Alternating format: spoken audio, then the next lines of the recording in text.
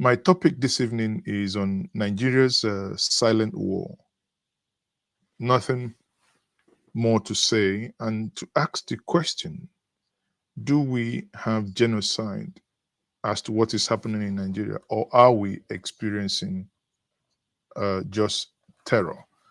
The nomenclature is really, you know, very good to get into the definitions in order to understand what we are faced with. Picture this. A mother in southern Kaduna wakes up hearing gunshots not far away from her house. Her husband is dragged out of their home. Her children hide under the bed, praying the attackers won't find them. But a night before, this woman, the family, had their guns taken away from them, from those who ought to protect them. They didn't have much, but they had only 10 guns to protect themselves. And they had like machete. Hours later, the village that existed the night before is gone, burned, erased. For some of you, it may, especially some of us in the cities, it may sound so abstract. Now, shift hundreds of kilometers, pan down to the east. Let's take, for instance, a young man in Osun, in Imo State, is driving home. Suddenly, he gets stopped by a group of armed men at a checkpoint. They did not tell him who they are. They didn't introduce themselves. But the only thing he saw is that they had no uniforms. They had no badges. They just had guns. He asked to be, they asked him to step out of the car. They accuse him of being a spy or a sabo. Then the young man disappears. Rumor, the people murmur in all the streets of the village. Some will say, okay, this young man probably has been taken by the unknown gunmen. Some will sarcastically say, this young man had been taken by ungun no men. Even when some who will be at the scenes see them, when they have shot some bullets in the air, they might just say, oh, these are Umochukwu. We don't know. His family, again, never sees him. The young man is gone. Now, those of you who are watching me, I will ask, is this Nigeria, or rather, is this what Nigeria is witnessing? Would it be fair to call this a hidden genocide? Or are we drowning in brutal reign of terror disguised as insecurity? Because what is unfolding across this country is deeper, if I may say, is darker and far more coordinated than headlines will tell us. We'll move further. You ask yourself, why does the nomenclature matter? Why do I have to sit down here and drive the argument that many of us on the Twitter spaces, on Facebook, on Instagram, and on the various television houses, we have really looked at it and say, what is it that is actually happening in Nigeria? Recall that Donald Trump never used the word genocide. But those who consider themselves victims choose to use the word genocide, because you cannot beat a child and want to tell that child how to cry. Over 5,000 Nigerians died in violent attacks last year alone. Entire towns wiped off the map in the north. Thousands kidnapped in the southeast. Millions displaced, living in camps in northwest and in north central. Then I ask, what is really going on.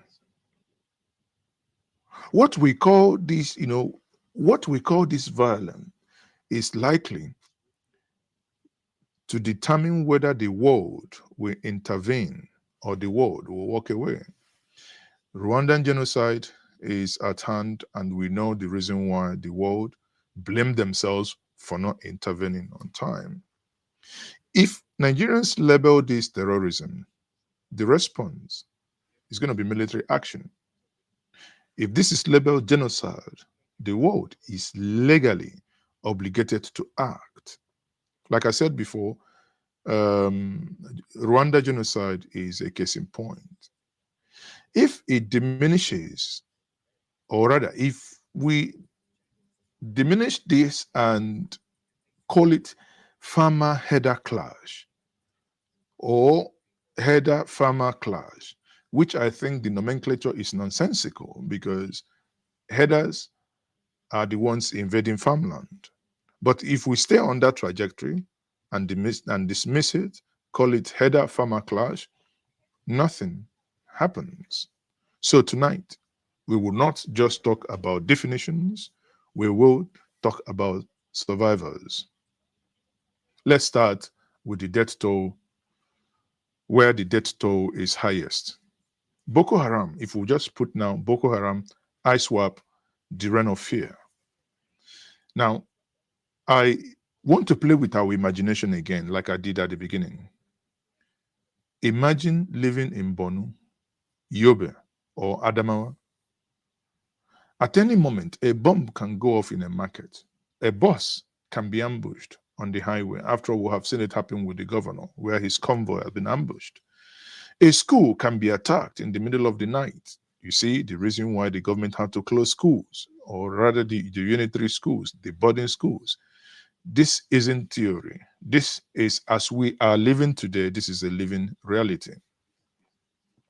Let me give you some example.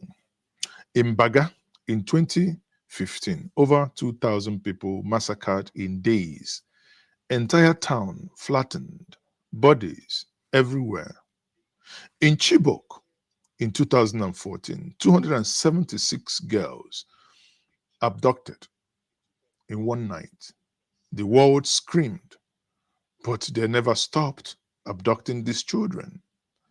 In Gaza, 2014 to 2023, that area was declared a caliphate.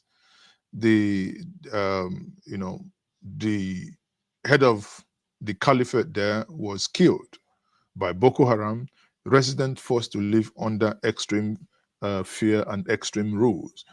If you wish to understand more as to what is happening here, you may wish to go and watch my interview I had with the Goza community last 2 weeks Friday. In Gaidam in 2021, ISWAP invaded and hoisted their flags over the town, forcing thousands to flee. This is a classic terrorism. Non-state actors, political and religious ideologies, targeting civilians and mostly Christians, instilling fear to control territory. That is the clear definition. But it is worse than that, and I can say that it is worse than what we can classify as terrorism. If I may ask, what is actually terrorism? Or rather, if I say terrorism as a system. Now, we can say that when we talk about that to be in a very organized and structured manner, there are things that comes hand in hand with it, which is they tax communities, they run courts, they recruit children, they control trade routes, they execute offenders publicly. This is not random violence. It is organized terror. Now, where is the conversation and where is this shifting to? If we say in the Middle Belt that there is a genocide on the horizon, the Middle Belt and the Southern Kaduna, those affected in those areas could actually say, this is what's happening to us. Where is that conversation going to shift to? Because what's happening in Plateau, Benue, Southern Kaduna is different. It's not like what happens in other places that we've looked at, not to what is happening in us. So, for instance, you know, this is clear case of terror.